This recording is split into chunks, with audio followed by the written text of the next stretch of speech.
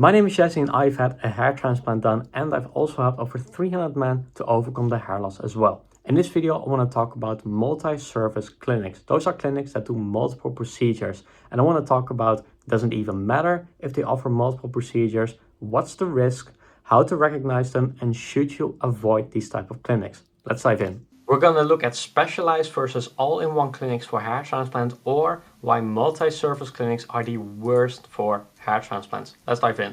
So first, why does it matter if the clinic offers other procedures as well? Well, clinics, all of them that you look at, have a specific amount or a set amount of skills, experience, focus, and ultimately what work they do to achieve the outcome that they advertise. But when they do multiple things, everything in here is spread across different procedures. For example, like lip work, facelift, liposuction, tattoos, all those kinds of things. Everything aesthetic in that case. So a clinic that does everything cannot specialize in one thing. For example, you have multiple hobbies, you love being active, and you like cycling, you like badminton, you like archery, you like bowling, all those kinds of things. It depends on what do you want most. If you like archery the most, why not focus on archery alone? So for example, if you do all those 4 things in just in 1 year, how good are you at each of them within that specific year? Well, maybe okay, decent, sort of good, you don't really know. But instead, if you only focus on archery for an entire year, how much better would you be at archery? Just in the same space, but within the same time. But the difference is that you've only focused on one thing for a very long time, which makes you better at the specific thing. So it's specialization versus generalization. It's focus versus spreading yourself thin. And this highlights it very well. So right now, this is your hair that you have. And this is where you want to go. This is your end goal. And so the clinic that you are currently looking at does multiple things. And they do, like I say, lip work, facelift, liposuction, all those kinds of things. And this is the hair transplant line. But because they focus on multiple things, the orange area is the area of expertise. And it only stops right here. It doesn't go further than that. But for your individual case, you need more experience that goes further like that to get to where you want to go. And so this is basically the limit of the clinic that you are looking at. But in the other example, again, this is where you are, this is where you want to go. This is a clinic that only focuses on hair transplants. And so they are able to go the entire way and get you to where you want to go. That's the difference. Can't a clinic be good at more than one thing at the same time? Well, obviously, yes. Technically, they can. It's not against the laws of nature, not against the laws of physics to be good at multiple things. But if you want to be a master, it's really difficult to be good at it. So yes, it can, but honestly, it doesn't happen at the highest level. The absolute best hair transplant clinics in the world, they don't do anything else besides hair transplants. That's because this specialization takes years of focus and training, building your team, building the processes, making sure everyone is happy, making sure not everyone is overworked. It takes a lot of time. Some clinics may prefer to do shortcuts, do it as fast as possible. Like I say here, most poor results come from general clinics or hair mills doing everything at high volume. They want to work as fast as possible, as much as possible to produce the highest volume. So all of these poor results that you see come mostly from general clinics doing multiple things or hair mills. Hair mills also focus only on hair transplants, but again, they only focus on the volume. That's the only thing. And so, for example, if results last a lifetime, why settle for less than the best? If you are getting a hair transplant done, look at how long it will last on you. It will last for like 10, 20, 30, 40, 50 years, maybe longer. That is the thing that we are working with. Your future looks fully depend on this specific choice, this one choice, for the rest of your life. So it's not a light decision at all. So why settle for less than the best? And for example, you own a Ferrari. It's a very nice car, but of course it also needs the maintenance. Well, where do you get it maintained? Do you go to the local garage who says like, oh, we do all brands, all manufacturers, and we can also do all type of work in on the engine, on the exterior, interior. They say they can do everything, but because they say they do everything, maybe they aren't the right fit for your Ferrari. So in that case, I would rather go to a Ferrari specialist to make sure it is done right. So what is the risk if you choose a clinic that does everything? Well, for example, you have worse procedures, overworked teams. For example, if they have a team of 6 people in total, working people, you want those 6 people to work fully in your favor, fully focus on your hair transplant. You don't want a team of 6 to be divided into 2. For example, 3 work on liposuctions and 3 work on hair transplants.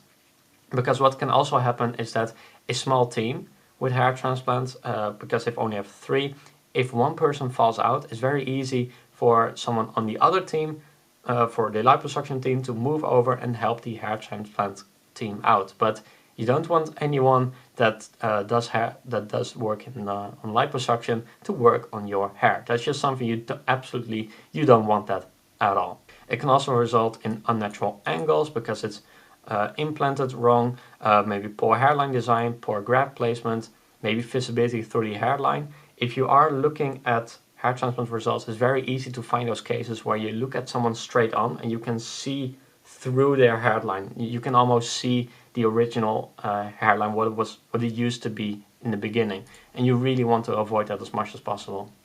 And this is mainly due to low graft survival rate. That's basically it.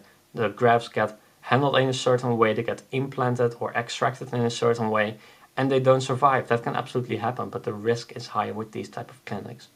Ultimately, it leads in wasted money because you get a hair transplant done, spend thousands, and then ultimately you end up with something you don't like, or maybe you hate even more than your current situation, or possible permanent damage. For example, you have a higher risk of over-harvesting because they just look at the back of your head and they're like, oh, we're going to take everything out, very nice.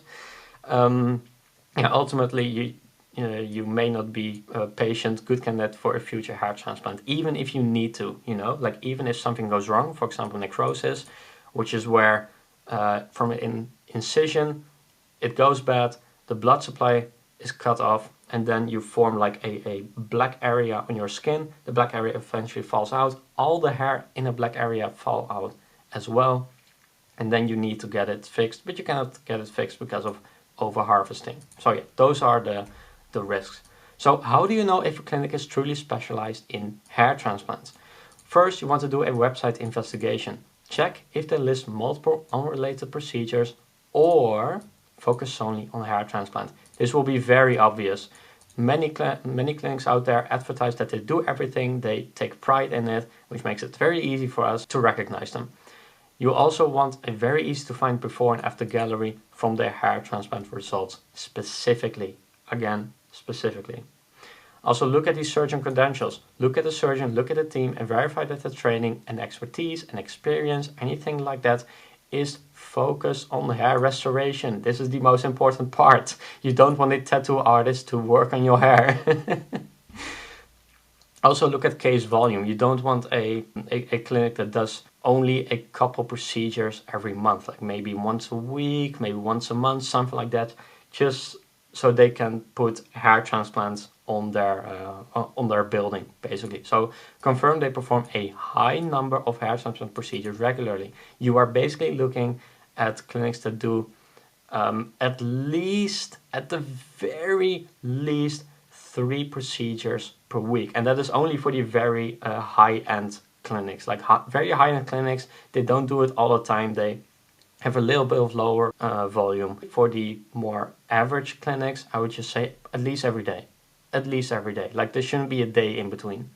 Also, one final hack is that you can do an address cross-check. So research if the same location where they are located houses multiple cosmetic services under different names but the same company. This is the important part. There are clinics out there that, for example, rent a space in like a health related area, business district, something like that. It doesn't mean they are bad, but just know that they should be under the same company, because very easy for clinics, for multi-service clinics, to say like, okay, we do liposuctions and hair transplants, and then they only create a website for the hair transplant specifically. But you want to make sure they don't do anything else, or at least if you want to recognize them.